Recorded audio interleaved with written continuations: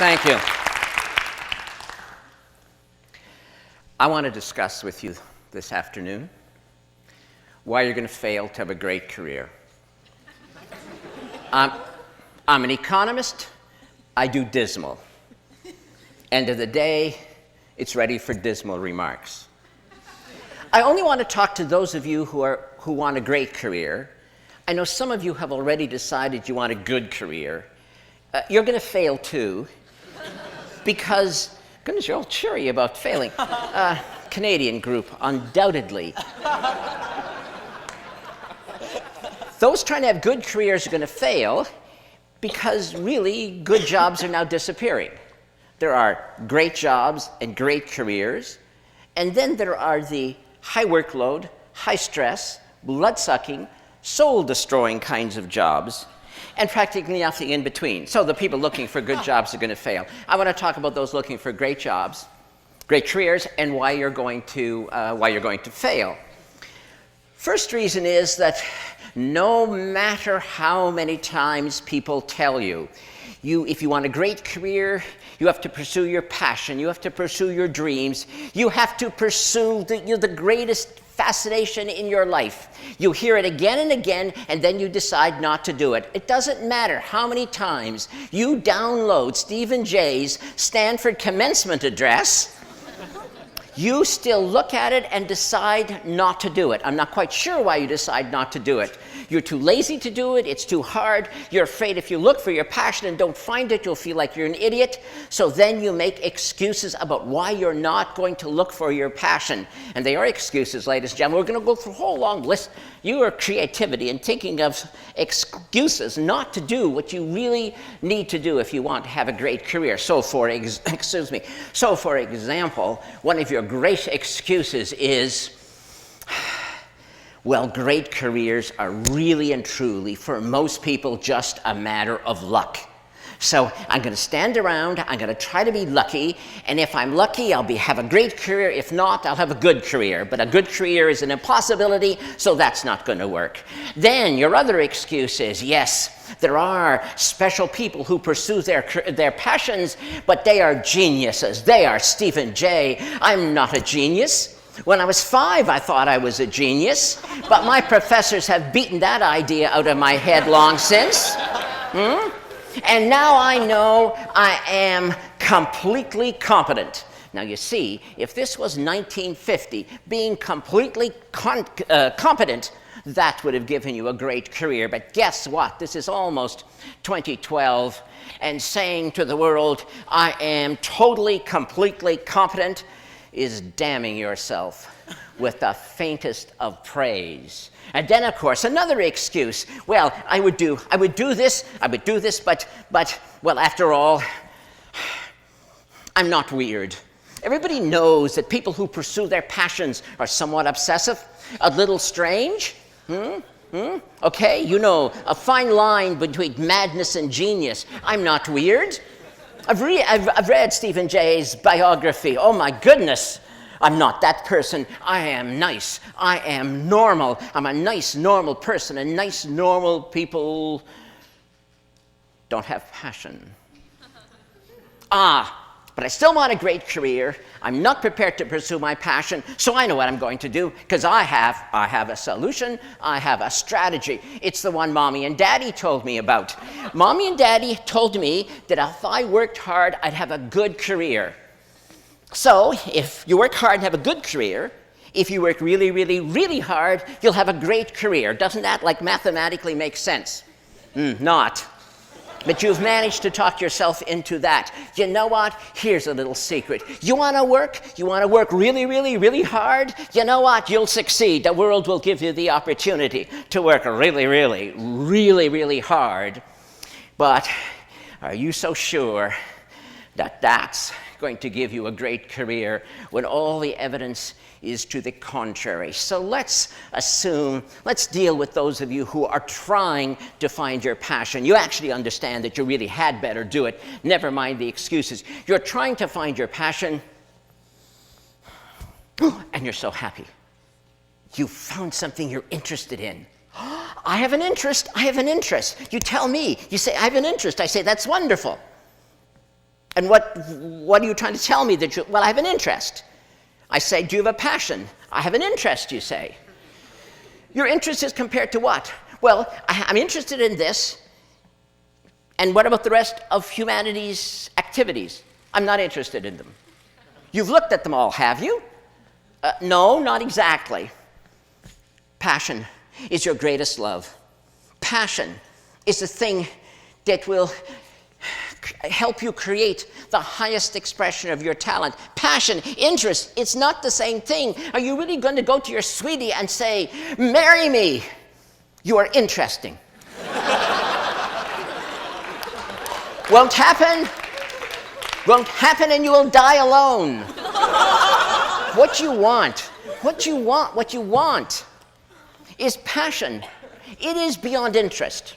You need 20 interests, and then one of them might be grab you, one of them might engage you more than anything else, and then you may have found your greatest love in comparison to all the other things that interest you. And that's what passion is. Now, that friend proposed to his sweetie. He was an economically rational person. He said to his sweetie, let us marry. Let us merge our interests. Yes, he did. I love you truly, he said. I love you deeply. I love you more than any other woman I've ever encountered. I love you more than Mary, Jane, Susie, Penelope, Ingrid, Gertrude, Gretel. I was on a German exchange program then. I love you more than All right. She left the room halfway through his enumeration of his love for her. After he got over his surprise at being, turned down, he concluded he'd had a narrow escape from marrying an irrational person. Although he did make a note to himself that the next time he proposed, it was perhaps not necessary to enumerate all of the women he had auditioned for the part. But the point stands. You must look for alternatives so that you find your destiny. Or are you afraid of the word destiny? Does the word destiny scare you? That's what we're talking about. And if you don't find the highest expression of your talent, if you settle for interesting, what the hell ever that means, do you know what will happen at the end of your long life? Your friends and family will be gathered in the cemetery, and there, beside your grave site, will be a tombstone, and inscribed on that tombstone it will say, "Here lies a distinguished engineer who invented Velcro."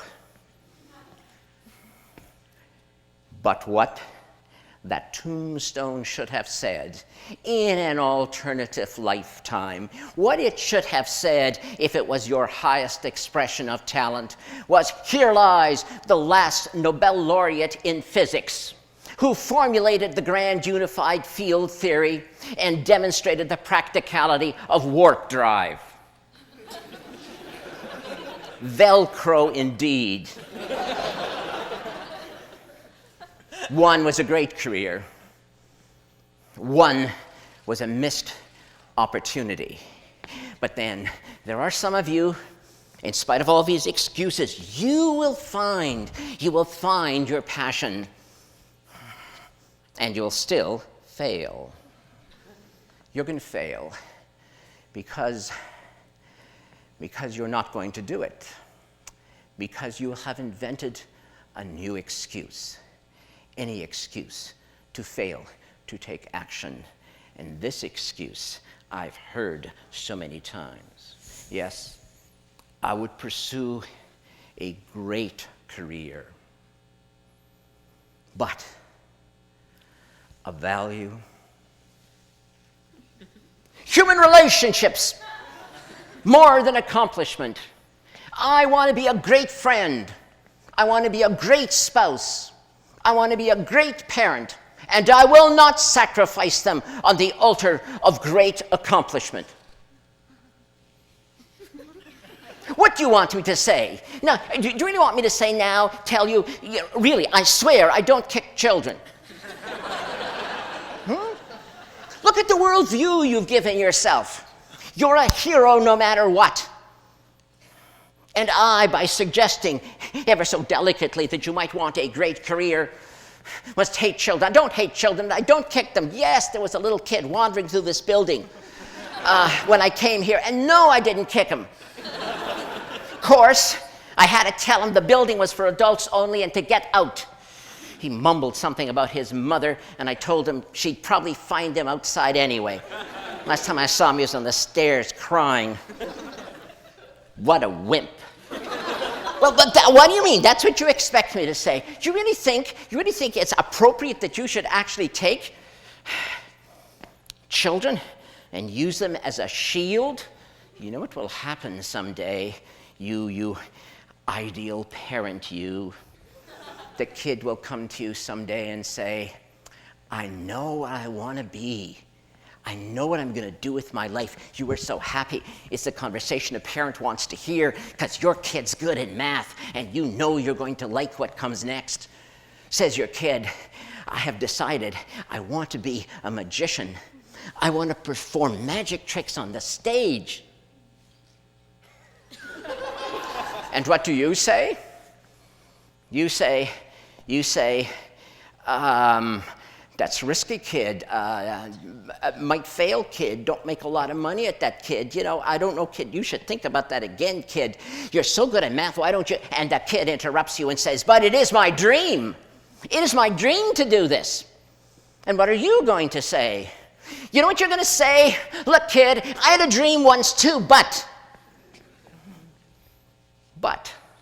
So how are you going to finish the sentence with your but? But. I had a dream too once, kid, but I was afraid to pursue it. Or are you going to tell him this?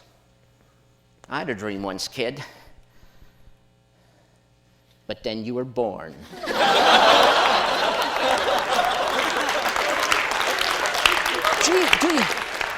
Do you really want to use your family? Do you really ever want to look at your spouse and your kid and see your jailers?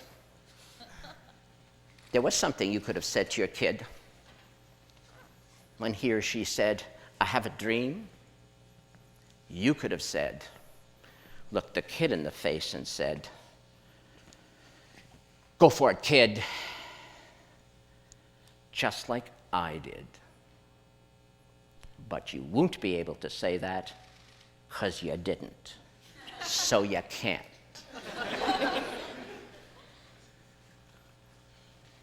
And so the sins of the parents are visited on the poor children. Why would you seek refuge in human relationships as your excuse not to find and pursue your passion? You know why. In your heart of hearts, you know why, and I'm being deadly serious. You know why you would get all warm and fuzzy and wrap yourself up in human relationships. It is because you are. You know what you are. You are afraid to pursue your passion. You're afraid to look ridiculous. You're afraid to try. You're afraid you may fail. Great friend. Great spouse, great parent, great career. Is that not a package? Is that not who you are? How can you be one without the other? But you are afraid. And that's why you are not going to have a great career. Unless that most evocative of all English words, unless. But the unless word is also attached to that other most terrifying phrase. If only I had, if only I had, if you ever have that thought ricocheting in your brain, it will hurt a lot. So those are the many reasons why you're going to fail to have a great career, unless